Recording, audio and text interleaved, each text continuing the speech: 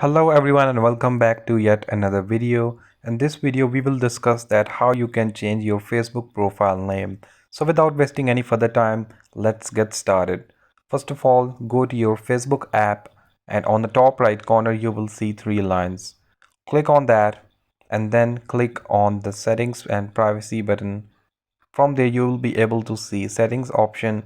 Click on settings and then click on the first option which says personal and account information. Click on that and then you will see your name. Click on that name option and now you will be able to change your name. So make some changes to your name according to your likings, and once you are done, click review change button. You can choose how your name appears on your profile, the first name first or the last name first. Now you have to enter your Facebook password.